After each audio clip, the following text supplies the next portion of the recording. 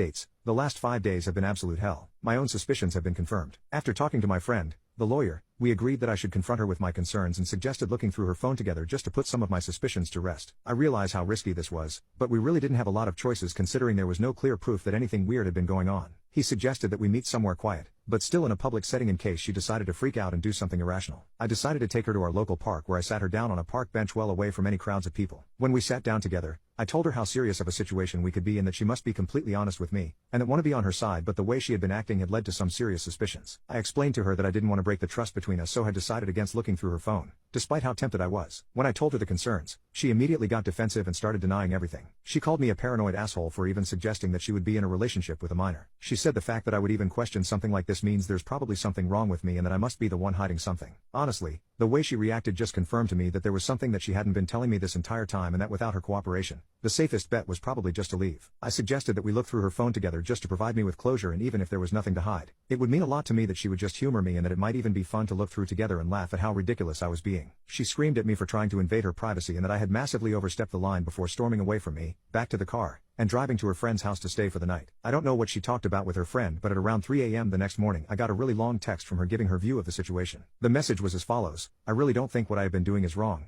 It started with me just helping this kid with some extra practice because he was struggling to get the hang of some of the drills we had been working on in that day's training session. These private sessions were becoming more regular, and after about 3 weeks of extra training sessions he sent me a friend request to my Instagram. He wasn't the first one on the team to send me a request, and I wouldn't usually accept them, but as I was giving this kid private coaching sessions I thought it made more sense. He started to send me DMs, so I responded because I'm not a total asshole. Okay, maybe the texts aren't just about soccer anymore. There's nothing wrong with being friends with a kid. You've always been super close to your younger brother and I've never called you out for being weird. The message then proceeded to say how much of an asshole I was for trying to call her out and trapping her in a situation that would always leave her looking bad. She ended the message by telling me that she thinks that she'll be able to look past this and forgive me for being a total insecure dickhead, and that if I ever questioned her like this again, she would be filing for a divorce. I was in complete shock when I read this response, as I have never seen this side of my wife. This is not the kind, loving, respectful, and open person whom I had married, and it is driving me totally insane. I just don't know what to do. I understand that what she was telling me is not normal, and I can't believe how naive I have been for so long, but I still feel like there's even more going on that she's not telling me. Her long message didn't actually explain why she had been messaging this kid so much and for so long,